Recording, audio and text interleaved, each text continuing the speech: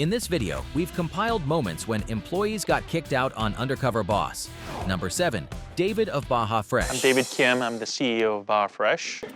You know, I was thinking about, we actually have an opportunity to go on this show called Undercover Boss. No, but I think it's a very good opportunity. It's a good opportunity. I think it's a great opportunity. Okay, yeah. Good luck. Yeah, see you guys.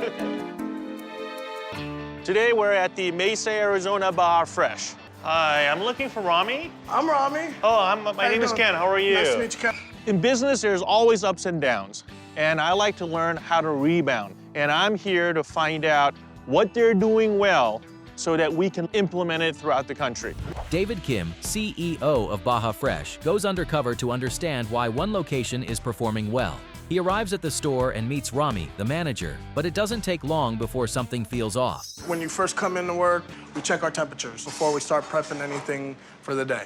Temperatures are very, very critical to what we do. All this should be under 40 degrees. Call that the danger zone. So if we don't get this fixed right away, that's it. This end of story. We're not going to compromise on that. Usually, we have covers, so all the cold stays cold. That's why kind of you gotta move it around, make sure it's dropping below temp. And it might take a little bit. Temperature hasn't dropped to 40. Yeah, temperature. Mind if I take just a quick break and I'll be right back? Absolutely. Is that okay? No problem. David discovers a serious food safety violation. Ingredients are being kept in unsafe temperatures, putting customers at risk. He immediately reacts, visibly frustrated, knowing this is the kind of mistake that could get someone kicked out on the spot. It's been a big eye-opener for me right now. Temperatures are very, very critical to what we do. I don't know what's going to happen, but what is important right now is I need to focus, making sure that we meet our temperatures. Some of the cold tables aren't meeting temperatures, and we got to fix that right away. Hi, this is David Kim. I'm at one of the franchise stores in Mesa, Arizona. We're going to meet our temperatures. That's it. The cold table is not meeting temperature. I need this done like now. Hey, Billy, how we doing? On the cold line, we're reading like 44, 45. Pulaski just called me and said, what we need to do, boss, the container underneath, ice, and like the sour cream, the cheese, all of it needs to be thinned. I didn't feel any suspicion from Rami. I don't think he had any idea. He quickly escalates the situation by calling the operations manager. Rami steps in and fixes the issue immediately, preventing things from getting worse. Still, the mistake leaves a strong impression. It was a close call that could have led to serious consequences. Take 1 scoop of the guac and spread it on there. So we'll take about 3 ounces of jack cheese, just sprinkle it over, and then you want to roll it, roll it, roll it, roll it. Baja chicken. I need a Ultimo steak with extra rice and sour cream, all right? And I'll be back to check on you. I'll be back in like 10 minutes, 5 to check on you. Rami's personality is a huge positive. He's really energetic. He's really engaged. Can I get you ladies any drinks? Oh, yeah. Why didn't you bring it back? He really has that outgoing personality that can give great service to our guests. So what do we have here? An Ultimo? Ultimo. You feel confident? I feel okay. Make me another one?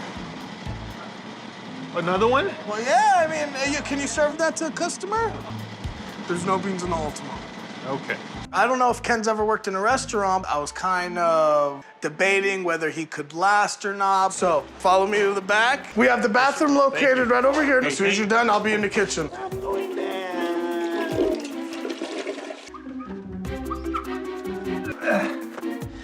I think I'm done. As David starts working alongside Rami, he struggles to keep up with the pace. Rami is not impressed at first, but continues training him through the shift. Not easy, right? It's hard. It's very, very hard. You know, like I had to get rid of a cook and the cashier. That made me like, I have to find people if they can't cover the shift. When you're a manager, you have to control your food cost, your labor, you gotta control your employees. That's how long have you been a manager? About 3 months now. If I have to, I'll read training manuals all day just to make sure I'm doing everything correct. I'm not gonna lie, I'm still having trouble with it, but you know, being so young, not having a degree in anything. To be honest, Ken, this is my first opportunity. When I first started at the store, I was told the customer service was horrible. Call my owner. Go talk to him. See how it is doing now. I found out today that it is Rami that turned this restaurant around. I guarantee you it's 100 times better. It's just, it all comes, to be honest, from my parents, you know. Running a restaurant is like being in war. He was great handling all those pressures coming all at the same time. And despite all the chaos of what he had to deal with, he was in there. So, let's go get you something to do. I really don't want to go back to work. Hey, none of that here. You don't want to go back to work? What? Get all dirty. During their break, Rami explains how he turned the store around in just 3 months. His discipline and leadership begin to stand out, shifting the focus away from the earlier mistake. I'm actually David Kim. I'm the CEO of Bar Fresh. I was really impressed how you took care of the problem right away, so that... Appreciate it. What I'd like to do for you is give you $5,000 towards your schooling. I want you to have a memory with your father. So I'd like to give you $5,000 to go spend it with your dad. It's a privilege somebody wants to take the time and work with me and try and make me a better person. And, you know, never in a million years would I think that would ever happen. At the reveal, David praises Rami and rewards him for his hard work. While no one gets kicked out, the earlier food safety issue stands out as a moment where an employee could have easily been removed if it wasn't caught and corrected in time. Number 6. Toby Bost of O'Neill Clothing USA. My name is Toby Bost, and I'm CEO of O'Neill Clothing USA. Going undercover, I'm looking for things that we can do better. We're not the hottest brand on the block. I want the information as to how we become just that. I'm excited, you know, I'm really, really curious as to what we're gonna find out there. And I'm here in Las Vegas today at O'Neill's outlet store. I'm gonna be working with a seasonal sales associate. Seasonal sales associates are brought in during high traffic times. I'm really interested to get in there and see how much training has gone into seasonal sales associates. Frederick. Nice to meet you, man. All right, cool, man. Well, I'm here just to show you the ropes. All right. How we do it around here. Toby Bost, CEO of O'Neill Clothing USA, goes undercover to see how well his employees represent the brand. He heads into one of the outlet stores expecting professionalism, but quickly realizes something is off. I'm your trainer right here, Yeah, buddy. all right. You see a customer, just like, hey, what's up, guys? So it's not like, hey, welcome to O'Neill. No, this job is really not that hard. I kind of do whatever I want. It's not like, hello, welcome to O'Neill, thank you. You need to know exactly what these products are all about. It's what we do. But I was probably expecting just a little bit more of a formal approach. What's a rash guard? I'm gonna guess it's like maybe to prevent a rash from like your wetsuit. Not sure. Jesus was messing around and not working. He definitely came off very, very nonchalant. It didn't seem like he was an employee of that store. Almost immediately, red flags start showing when he meets Jesus, a sales associate. Jesus lacks basic product knowledge and acts far too casually on the job. Toby is clearly disappointed, sensing this could turn into a serious issue. What'd you do before this, man? Personally, I wouldn't stick a lot of this clothing. Straight up, man, it's just a douche brand. To me, that was just so out of left field. Jesus had a ton of attitude. Is it mostly tourists that are coming in here? Yeah, you would never see me wearing an O'Neill shirt. You all set? You all good with that? He had a lot to say. This style right here, it's just dead. He hates the clothes. That's not a good fit for any retail store. If that's in earshot of a customer, that's obviously a problem. He was acting like a punk, kind of hitting all those points that I just can't stand. All right, buddy. Nobody calls me buddy. I'm just straight up lazy, man. Yeah. Like, smoke weed, I'll drink. You know, come in, smoke a bowl before work just to like calm down. Have you ever thought about opening like a pot dispensary? If he's talking like that to a coworker, or worse yet, a customer, we could be in some deep trouble. I just don't know what to do with this kid right now. I just want him to stop talking.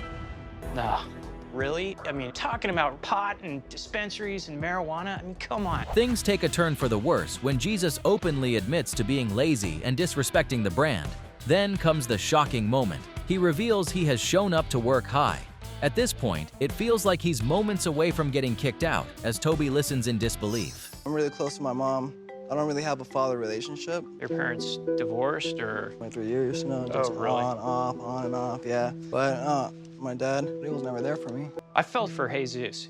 He came up from a broken home. I could feel, you know, that he's still struggling with whatever it is that was happening throughout his upbringing. You become who you are by the experiences of your life. I'm young, you have a lot of years on me, but I've learned a lot in my life. I'm gonna meet with him in a few days, and I'm gonna make a decision as to what his future will be with O'Neal. I have a really hard decision to make with Jesus. He did a lot of things wrong today. Despite everything, Toby starts to understand that there are deeper personal struggles behind Jesus' behavior, including family issues. It leaves him conflicted, knowing the situation could easily go either way. So are you ready for some really honest feedback? Working with you, you are a liability. That's your opinion, I mean, it is what it is. Do you really think Frederick should get into the weed business? I was just trying to give him advice.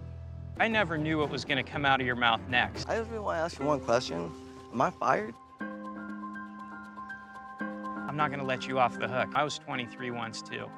I got to party, but then I grew up a little bit. So here is what I wanna do with you. You're gonna work with me, you're gonna work with a lot of my executives. I don't know, not everybody gets this opportunity, so I'm gonna take it to the fullest. When he first told me that he was the CEO of the company, my heart felt like it was gonna explode out of my shirt. And I was like, oh my God, I'm gonna get fired. I really do appreciate it. So I'm gonna see you real soon. I won't let you down. At the reveal, Toby doesn't hold back. He explains how serious the situation is and makes it clear that Jesus has been a liability. Jesus fully expects to be kicked out, but instead, Toby gives him one last chance to turn things around, saving him from what could have been an instant dismissal. Number 5. Shane Evans of Massage Heights. I'm Shane Evans. I'm the COO and co-founder of Massage Heights. The downside to being a COO is not having the ability to get into the field. And it's hard to know as we're growing if we're delivering consistent guest experience. My employees will think that they are on a hosted reality show. They have no idea this is actually Undercover Boss. Tracy Reynolds. Shane Evans, COO of Massage Heights, goes undercover to see what is really happening inside the company. At one location, she works with Kenny, a lifestyle consultant expecting high standards, but tension builds almost immediately. Hi, are you Kenny?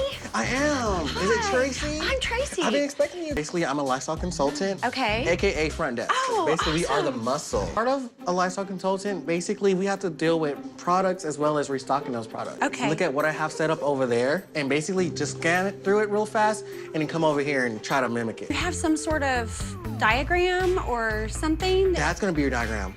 Because over there, I have it set up correctly. All of our retail items have a place. I'm not real sure why he would not have known that there is a schematic, but I would like to figure that out. Salt, wash, milk, spray, butter. Milk, spray, butter. Okay. I just want to see, because I would do this different. My retail background tells me that you always move the products to the closest part of the shelf. What you see over there is what we want. That shelf doesn't look very good to me. Girl, we got 10 minutes, so all you gotta do is make it presentable. Okay. Honey, don't try it. I'm about my business. So you might be a diva with me, but I'm a bigger diva. And I will handle you. Maybe take a look at what you got over here. Let's see. Okay, you've used everything. Yes. Girl, you bet to work. You did good. Okay. Shane is not impressed with how the products are presented and steps in to fix it. Kenny takes it the wrong way, seeing her actions as overstepping. There's clear friction between them, creating an uncomfortable situation that starts to escalate. Okay, so these are the products that the therapists use. Okay. Biofreeze, ever had that before? Uh, That's what they're using on their clients. Immediately, I noticed that the Massage Heights products are not the products that are being used. In every Massage Heights retreat, they're supposed to be using a branded massage lotion that we created at corporate. The point is to provide a consistent guest experience. At this retreat, they're not using that lotion, and I'm really concerned about that. So that's really good product? Yeah, this is a good product. Okay. I need to find out who is ordering the wrong lotion and why. The Massage Heights came out with their own massage lotion for us back here. Uh-huh. It was terrible.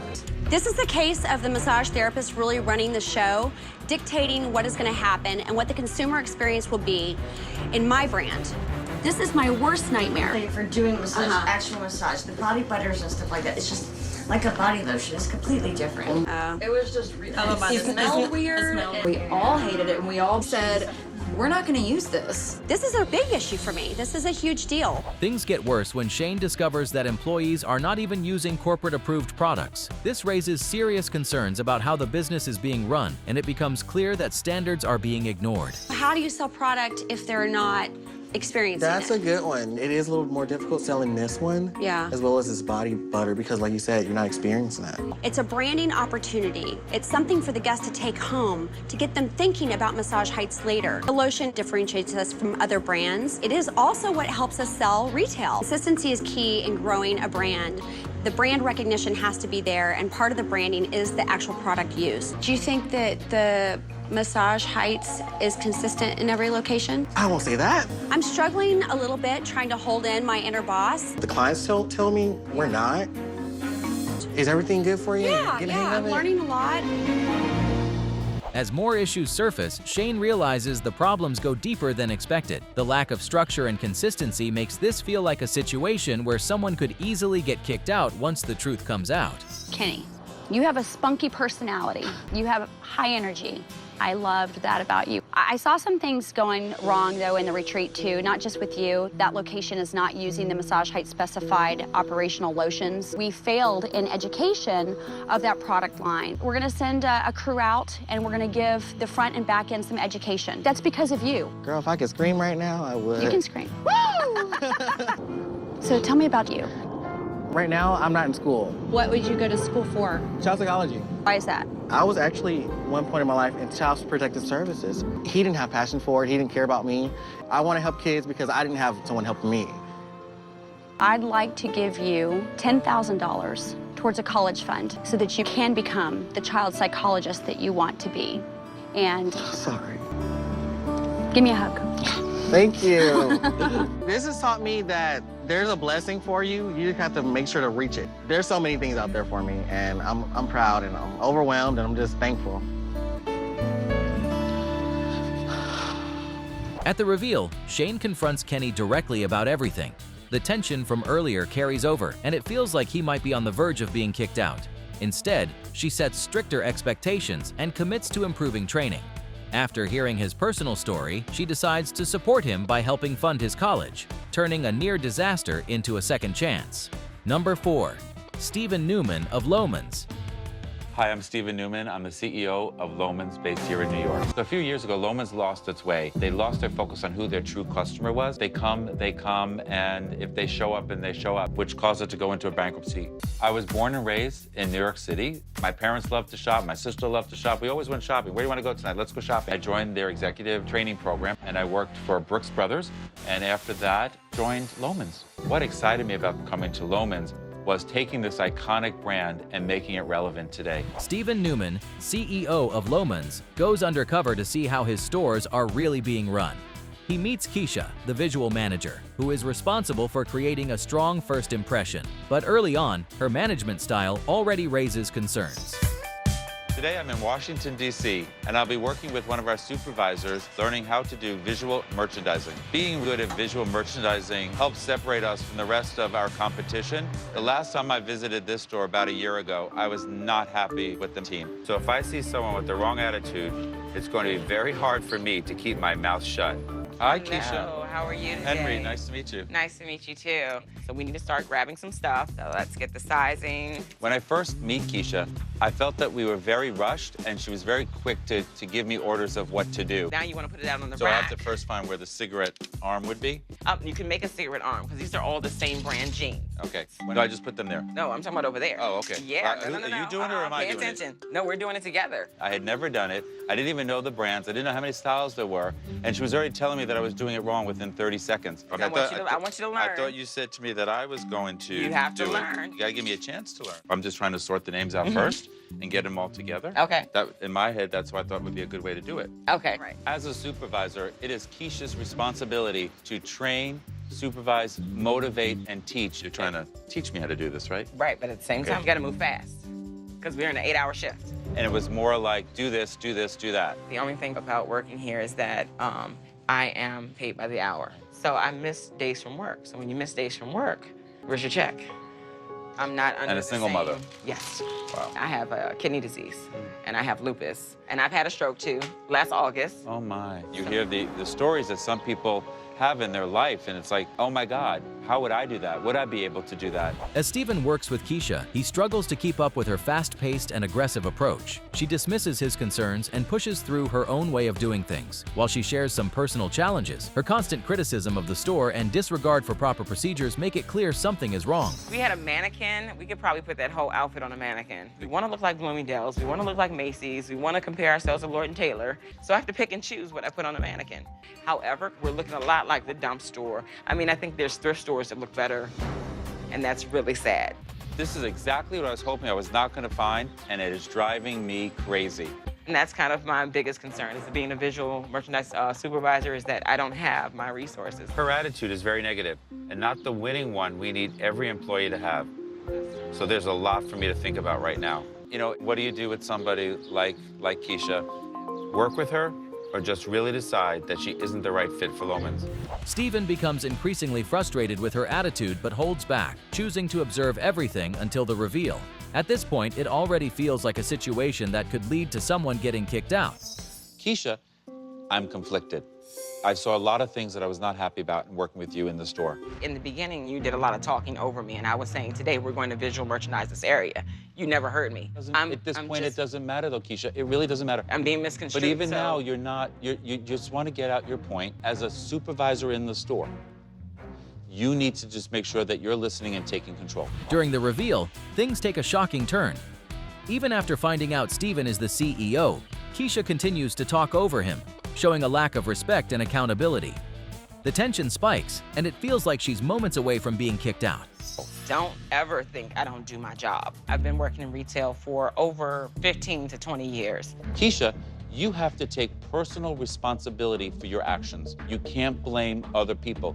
On the flip side, I saw a lot of good things. The fact that you come in when you're not feeling well, the fact that you show up, I do want you to stay. But I want you to make a commitment to me and to Loehmann's that you're going to do everything you can. I just want you to know your store is due to be renovated early next spring. You'll get everything that you want. Okay. I know you have some hardships, and I'd like to give you $10,000. Thank you. Life definitely has its ups and downs, and this would definitely be an up. This would definitely be an up. The confrontation escalates as Steven nearly loses his temper. He calls out the operational issues and her behavior directly. While she avoids getting kicked out, the moment stands out as a close call, forcing both sides to take responsibility and make immediate changes to how the store is run. Number 3, Jessica of Bikini's Sports Bar and Grill. My name is Doug Guller. I'm the CEO and founder of Bikini's Sports Bar and Grill. So with Bikini's, we focus on 4 things: booze, food, sports, and sex. It's obvious what gets our fans in the door. While undercover, I'll be posing as Jake, the subject of a fake reality show, trying to win money to make my dreams come true. Today I'm in Richardson, Texas, working as a bartender. I want to make sure that she's enthusiastic, passionate about her job. I personally look for a knockout behind the bar. Bartenders play a really critical role for us. They're the heart and soul in the front of the house. Are you Jessica? Hi. Hi. How are you doing? Good, I'm Jessica. Jake. Doug Guller, CEO of Bikini's Sports Bar and Grill, goes undercover to check on his restaurant. Right away, he notices Jessica is not following the brand's iconic uniform, raising concerns about professionalism from the start. When I see that Jessica's not in a bikini top, I was pissed. So does bartenders don't have to wear bikinis? You are supposed to be wearing a bikini. I just chose not to. That's not what we do here at Bikini's. You wear a bikini top, jean shorts, and cowboy boots. So how come you're wearing a shirt and not a bikini top? Because I chose to wear a t-shirt. The sign on our building doesn't say shirts. It's called bikinis. I mean, come on. As Doug begins working, he struggles to keep up with orders. Jessica grows impatient, pushing him to move faster, showing little patience or support during training. How you doing, bud? Good. How are you? Good. Good. All right. What are you drinking there? Well whiskey. Well whiskey. When you say keep them coming, do you really want another one? Yeah. Yeah. Okay. Nice. Keep them coming. Yeah, keep them coming? Yeah. All right, good. I can do that. So, dose of those. Okay. Yeah. All right. There you go. Try to get another double. This guy's pretty hammered. He's not too bad at all. All right, there you go, babe.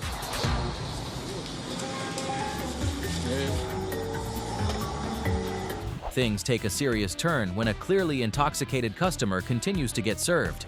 Doug becomes alarmed as Jessica ignores the situation, creating a major liability for the business. This moment crosses the line and puts everything at risk. Right now, I'm extremely upset and really concerned about the guy at the bar that's been overserved. That's just unacceptable here. I was putting a lot of faith in my Bikini's bartender, and she let me down. You want another round?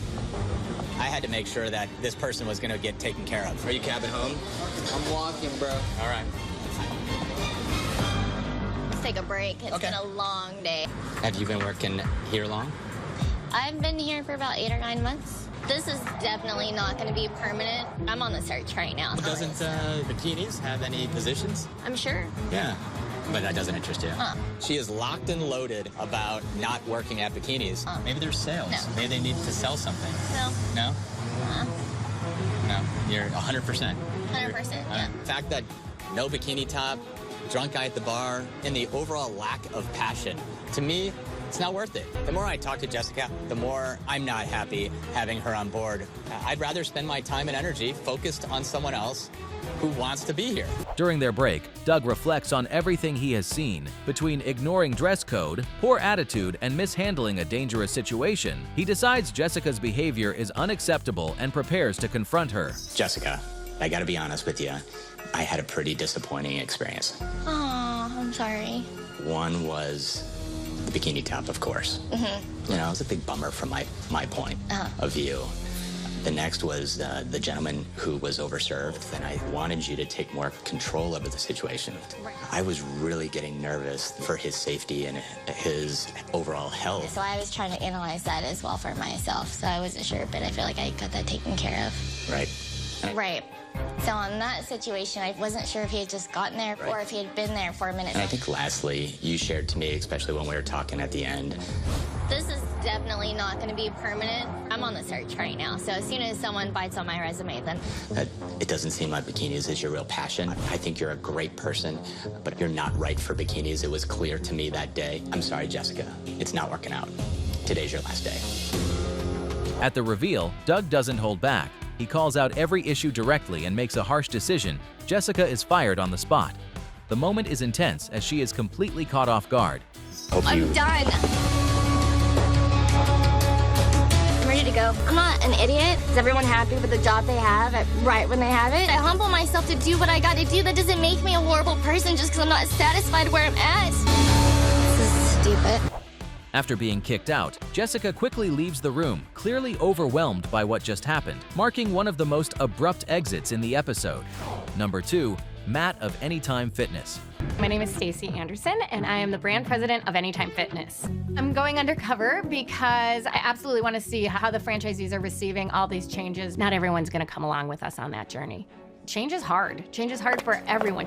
I'm going undercover because I want to see how the franchisees are dealing with our changes, what's working and what's not. Today, we've come to Georgia to take a look at a club that's come to the attention of corporate. I've been looking at some social media sites, and they're pretty awful. These are the worst reviews I've seen in the 7 years I've been at Anytime Fitness. The owner's a hothead. He swears at us, tells me to get out of his gym. He's probably stunting his business by having these reviews out there. It wouldn't surprise me if this gym's struggling. I'm interested to get in there and see what this guy's doing and how we can help him represent the brand better. Stacy Anderson goes undercover after seeing concerning online reviews about an Anytime Fitness location. As she enters the gym, the poor condition and negative atmosphere immediately raise red flags about how the business is being run. Hi, nice to meet you. How are you doing? I'm doing good. I guess we're gonna spend the day together. I'm just gonna kind of show you how the gym runs and all that stuff. So, awesome. Is that good? Yes. I run my place a little differently than others do. So Okay. we will have a lot of things that you won't see at a traditional commercial gym. I wanted to make a place that I would want to work out in. These machines are typically designed by people in lab coats. So almost all our machines, I have to kind of make some little tweaks. Remember, this is an Anytime Fitness first and foremost. I just don't spend a lot of personal time with it beyond selling the memberships. Yeah, I almost fell over when he said to me, I don't really talk to the members. I'm just here to sign them up, do the memberships, let them run on the treadmill, and kind of introducing the people to the gym. But if they're not getting involved in the training stuff, honestly, a lot of these people never talk to me again. They might never talk to me again. Like, what kind of business is that? She meets Matt and quickly realizes he is not following company standards. His careless and negligent management style begins to explain why customers have been complaining. So next, what we're gonna do is I've got some athletes coming in and we're gonna do a sports-specific training session, and you're gonna be my assistant. All you're gonna do is spot him just a little bit. Just wanna keep an eye on his posture. This gym clearly specializes in what he loves: sports training, extreme athletes. I'm concerned that he's creating an environment that's intimidating for the average consumer. That gym is all about telling you if you're not good enough, you should leave. Ugh, yuck, yuck, yuck, yuck, yuck, yuck, yuck. There are parts of that gym that need to be deep cleaned. This is filthy. It is dark, it is dirty, not at all appealing to the consumer base that we're marketing to. You know, women like me that would walk into that gym and be intimidated like crazy. As Stacy continues observing, more issues surface. The gym is focused on extreme training, pushing away regular members, while the equipment and facilities are dirty and poorly maintained, creating both a bad experience and a safety risk. I just need to make a quick call to see how long this has been going on and what we need to do to take care of it. Hey, Mark, it's Stacy. Hey. I was wondering if you could have somebody pull me kind of his history here. There's some real stuff going on in this club, some really crappy reviews. Okay, bye. How is somebody running their own play, completely not in line with anything we're doing from a brand standpoint? They said we got to do a whole redesign of the inside of your club. It was about 25 grand. They don't give you any money for that. So if you had to do it over again, you'd open your own gym? Yes. The main reason that I liked Anytime was because they seemed very hands-off. You know, once you buy it, you just run it. That's not uncommon in this system. He bought in a long time ago when it was much more hands-off and it was do your own thing. The worst thing that happened was they literally allowed a club, a new franchise, to open. It's less than 3 miles away. We lost $5,500 a month. They came close to putting us out of business. If it weren't for our training, we would not have been able to be profitable for a few years. Every franchisee has access to a minimum of 30,000 people. Just a few hundred members in that club really means he's not tapping into the market. I'm very much like a purist when it comes to fitness, and I detest the commercial fitness industry mostly as a whole because it's all BS and lies. You could try to market to a broader audience by offering like dance class, you know, Pilates, and all these different things. The entire new direction of the brand is all about coaching, caring, and connecting with people. That's all we talk about. He's not with us at all. He's on his own planet. What kind of person should get into a franchise versus, a dumb person. How do we find something that helps him get out of his own way or get out of my way? When I get back to our office, we're going to talk about how do we keep closer tabs on what's going on in the market. When confronted, Matt admits he doesn't take online reviews seriously. This frustrates Stacy even more, as his attitude shows a complete lack of accountability for the business. Listen, Matt, I went undercover to hear what our franchisees think about corporate, and you sure had a lot to say. To be honest, there are a lot of things I saw in your gym that I didn't like at all. Your bathrooms were filthy, and your customer service skills leave a lot to be desired. I've thought long and hard about what to do, and I've got 2 options. If you have the personal passion to continue with the brand, I want to make that possible. What I'd be willing to do is put $35,000 into getting your club to the highest standard that we've got. And you're going to have to run that play the way we run it.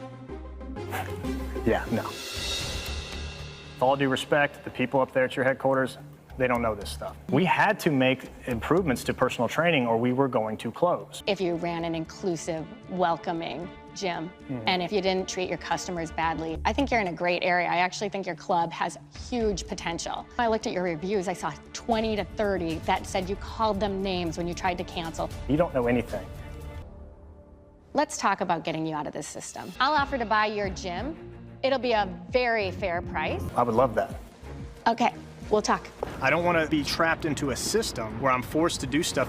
I would look forward to be free as an entrepreneur to do 100% of what I want to do. At the reveal, the situation escalates quickly. Stacy exposes everything, including his behavior toward customers. In the end, she makes a decisive move, buying the store and removing Matt from the business entirely. It's a clear moment where the employee gets kicked out to protect the brand and its customers. Number 1. Jacqueline of Retro Fitness. I'm Eric Cassabieri, CEO of Retro Fitness. There's no doubt about it, I am definitely not your typical CEO. No one will work for me or Retro Fitness unless they love it and love me. I think one of the main reasons I want to go undercover is because we're at a critical point in Retro Fitness. Fair Lawn, New Jersey, Retro Fitness, where we'll be working at the front desk. It's a busy facility, so it would be my expectation that whoever's working is up for the task. My hope today is to see an energetic, enthusiastic individual that really cares about all the aspects of front desk being executed on exactly how we train them. Is Jacqueline here?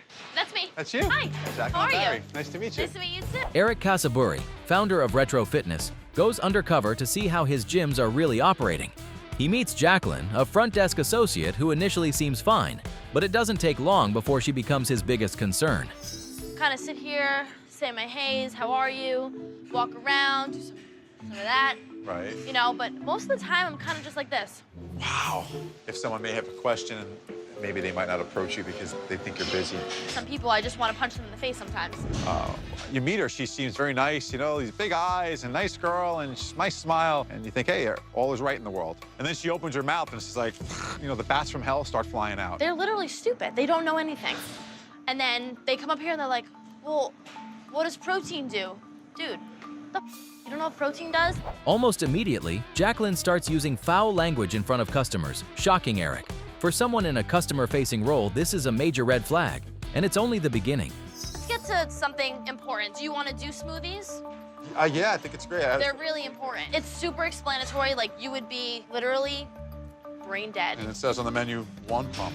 I always put 2.5. We're not supposed to, but it tastes better. The juice bar is on average 15% of the annual revenue inside of the gym. It's one area of the gym that I really, really care about. That makes a disgusting shake, honestly. Okay. So what I always do, 1 and hold juice. At some point, I realized that maybe we should have renamed it Jacqueline's Juice Bar because it seems like she's got her own way of doing everything. That's the perfect shake. I noticed that there was like extra in here. Like, what do you guys I like dump make it out. samples out of that? You don't offer it to the member Nope, at all? You just dump it out. Things spiral fast as Jacqueline ignores company rules and runs the gym her own way. She wastes products by dumping shakes and snaps at Eric when he tries to follow along. The situation quickly turns chaotic. Dirty peanut. You said a dirty peanut, right? Okay. Are we doing it the way it says? No, you're gonna do it the way I told you. How's that? 1 more. 1 more. You gotta pick up the pace, dude. Come on. Picking up the... That's enough ice. Okay. I would normally hit the code. I'm telling you the way people like it. Okay. But if you don't want to listen to me, that's all good. You don't have to win. It's all I good would for me. love to listen to you. I Okay. just think that maybe we would go with the code. He's condescending. He's not absorbing anything that I'm saying. How come this isn't punching? You're probably doing it on the wrong side. Ah, that is the reason why. Maybe if you listen to me, I don't know. I want this one, the berry slim. So berry slim? Sure. Do you want protein in it or no? Yes. Yeah. You want a little okay. protein? Okay. And this goes in the 16-ounce cup, I assume. It just happens to say it there. No, you just do a full cup. You do it in the full cup? You don't have to go by the book with every situation in your life. My God, it's Jacqueline's Juice Bar. Excuse me? And I know what I'm doing. I've been here for 2 years. You're so condescending and rude to me, I really can't stand it. Just do it because you're taking way too long. It has to be fast-paced. I want you to stop talking. Seriously. Jacqueline completely loses her temper, creating a scene that customers can't ignore. The tension gets so bad that even a customer steps in, showing just how out of control things have become. I'm never mean. I'm not being mean. Who the hell does this girl think she is? One member has to experience that attitude. To me, that's one too many. 1 pomegranate paradise. Thank you, Byron. You're very welcome. Hey, your payment. Huh? Your payment's overdue. I know, I'm gonna pay him tomorrow. No, you have to pay today. Hello, no, listen. How many times do I have to tell you? Don't with me, dude. It's very frustrating for me to listen to this happen, have other people that can hear in an earshot some of the things that she's saying. No, listen to me. Oh my God. Taking all the information for one day, then I got it all down, so I'm gonna head out. All right, we'll see. Okay. What happens. Thank you very much. Thank you. At this point, it's my duty as the franchisor to contact my franchisee, have a conversation about Jacqueline and her future. Eric reaches his limit. He knows this behavior can't continue and prepares to reveal his true identity, with Jacqueline's job hanging by a thread. Eric. You were my biggest fear of going undercover. Why? The first thing that I took note of that was completely unacceptable was how you treated some of our members right in front of them. How did I treat some of members? Hello, no, listen. Don't with me, dude. You're coming at me saying that I'm disrespectful to members, which is completely false. There's no answer you could possibly say right now to me. None. Okay. It makes no sense that you would treat someone that way. None. I asked you specifically, why are you dumping product down the drain? There was extra shake left. No, it's just extra. We just throw that away. That's unacceptable. The toughest one I had is how you were speaking about the members. Members, they're literally stupid. You're completely wrong about that. Tell me what you think about that as an employee of the company, representing the company, how that behavior is. I don't know what you want me to say. All right, well, there's one other person that I want to be part of this conversation. Hey, can you send him in? Hey, Jackie. Hi, Think you know who this is? Hi, Eric. Bob, I called you in because you're my franchisee and Jacqueline's direct boss. What I witnessed there was nothing shy of scary. In fact, I left the job early. I had to get the hell out of there. I said, I gotta call Bob. You're aware of what he told me, right? No, yeah, I know everything, but like, you... Using language behind the behind the desk. And do you ever see that? Do you ever see me do that? No, because I don't do that. You did it in front of the CEO But of I the didn't company. know it was him, obviously. I wouldn't have done that. I wouldn't have acted that way. That makes it worse. That club is my baby, and you know that. I know, and I go there when I'm tired. I drive 72 miles to get to that club every day. the CEO of the company right in front of my face staring at me. I can't have you behind a counter like this. You have to part ways. Thank you, Jacqueline. At the reveal, Eric confronts Jacqueline directly and brings in additional management to handle the situation. After everything he witnessed, the decision is clear. Jacqueline is kicked out, closing one of the most chaotic and disrespectful encounters in the episode. If you enjoyed this video, click now to watch Worst Employees Ever on Undercover Boss.